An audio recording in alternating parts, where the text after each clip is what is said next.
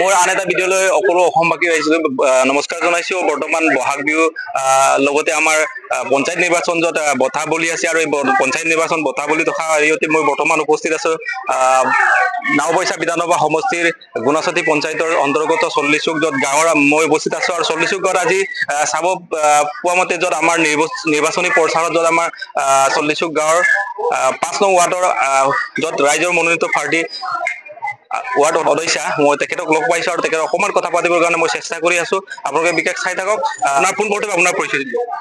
নমস্কাৰ, মোৰ নাম মল্লিকা পাতি মিলি। বৰ্তমান আশা কৰিছে নিশ্চয় ফুল ভোটত নিশ্চয় জয় হ'ব, এই ক্ষেত্ৰত আপুনি কি ক'ব? মোৰ সম্পূৰ্ণ আশা আছে। ৰাইজৰ অকণমান মৰম চেনেহ লাগিব নিশ্চয়। ৰাইজে সম্পূৰ্ণ ছাপৰ্ট কৰি আছে। মোৰ জিকাৰ আশা এটা আছে। অকণমান কৈ দিয়ক যে বৰ্তমান যে য'ত আমাৰ পঞ্চায়ত নিৰ্বাচন য'ত বঁটা বলি আছে এই ক্ষেত্ৰত আচলতে আমাৰ গুণাচতী পঞ্চায়তত আপুনি কি ক'ব, কি কেনেকুৱা হ'ব লাগে এইবাৰ পঞ্চায়ত নিৰ্বাচনটো?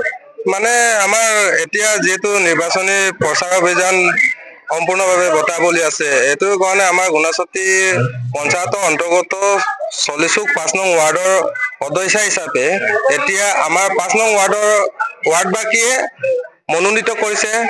তাৰপাছত আমাৰ এতিয়া সম্পূৰ্ণ ছাপৰ্ট পাইছোঁ ৰাইজৰ।